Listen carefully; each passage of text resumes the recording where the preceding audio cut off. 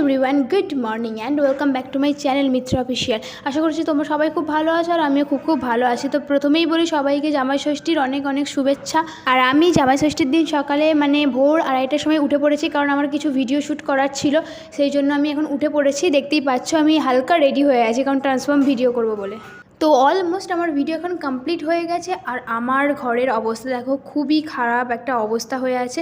তো চলো ঝটপট আমি এগুলোকে গুছিয়ে নিই। তার মধ্যে তোমাদেরকে দেখিয়ে দিই, এখানে আনাজ ফানাজ কাটার সব তোড়জোড় শুরু হয়ে গেছে, যেহেতু জামাই ষষ্ঠী, বাড়িতে জামাই আসবে সেই জন্য। তো আমি সেই জন্য তাড়াতাড়ি রুমটাকে আমার গুছিয়ে নিয়েছি। দেখো কেমন লাগছে, অবশ্যই তোমরা জানিও আমার রুমটাকে। তো তারপর আমি এখন ব্রাশ করতে যাব, তোমাদের সাথে সে ক্লিকও শেয়ার করছি। আর এখন দেখো ঘড়ির কাটায় বাজে 9:45, আমি 2:30টা থেকে প্রায় 9:45 অবধি ভিডিও করেছি। দেন তারপর আমি স্নান টান করে এখানে চলে এসেছি।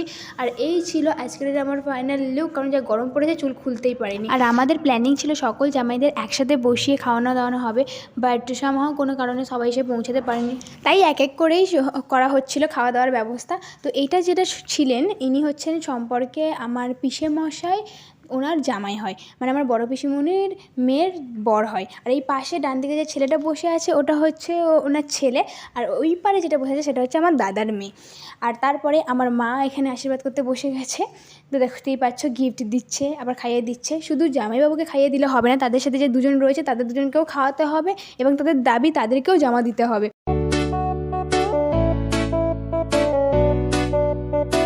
দেন তারপর আমার কাকিমণি বলে যে সবসময় কেন ছেলেদেরই হবে, এটা তো আমার মেয়ের মতো, একেও আমি দেবো। সেই জন্য তাকেও আশীর্বাদ করে তাকেও একটা গিফট দিয়ে দিয়েছে। দেন তারপর আমরা সকালে একটা ব্রেকফাস্ট করলাম। তো তারপরে অনেক কষ্টে কাছের লোক আমার দিদি আর জাম্বু চলে এসেছে।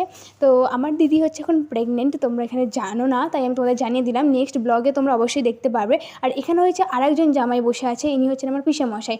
তো তোমরা কমেন্ট করে জানিও যে আমার দিদির কী হবে, ছেলের না মেয়ে। আমরা তো সবাই গেস করেছি ছেলে হবে, তো দেখা যাক কী হয়। তো যাই হোক, নেক্সট ব্লগে তোমাদের সাথে ওটা শেয়ার করব।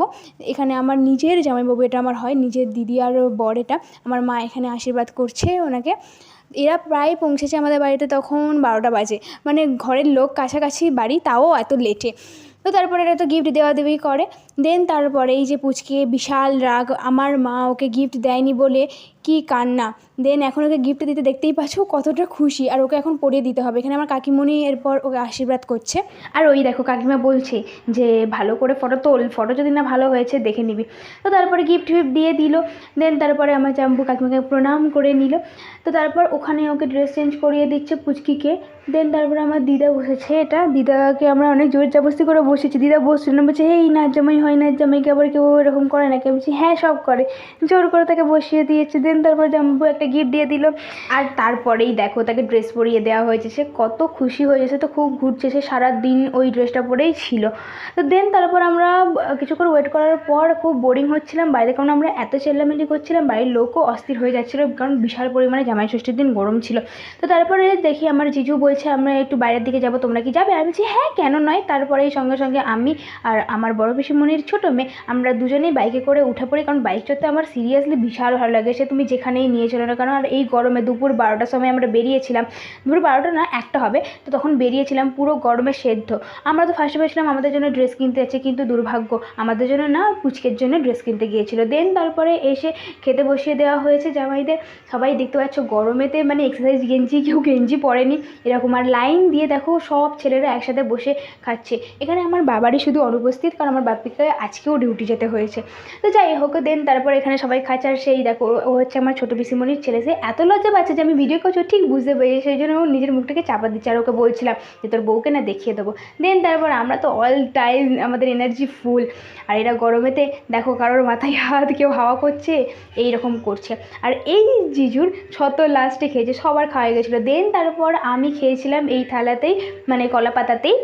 তারপর বিকেলবেলা আমরা তো ঘুমিয়ে নিয়েছিলাম, তারপর রেস্ট নিয়ে সন্ধ্যাবেলা বেরিয়েছিলাম তারা মন্দির আমাদের এখানেই। তো মন্দিরের ঠাকুরের দর্শন নিতে, কারণ এখানে যারা এসেছিলো ওই জিজু আরও, ওরা তো অনেক দূর থেকে এসেছে, সেই জন্য জানে না, ওদেরকেই ঘোরাতে নিয়ে গেছিলাম। দেন তারপর বাড়ি এসে গেছি, দেখতেই পাচ্ছ অবস্থা খুব খারাপ, কারণ সকাল 2:30টায় উঠেছি। আর আজকের তারাবাড়ি মন্দির থেকে ঘুরেও চলে এসেছি। দেন তারপর ডিনারটা সেরে নিই। তো আজকের ভিডিওটা এইটুকুই, দেখা হচ্ছে নেক্সট কোনো ইন্টারেস্টিং ভিডিও নিয়ে। তো আমার ভিডিওটা কেমন লাগলো অবশ্যই তোমরা জানিও, আর সাবস্ক্রাইব করতে তো একদমই ভুলো না। All over by.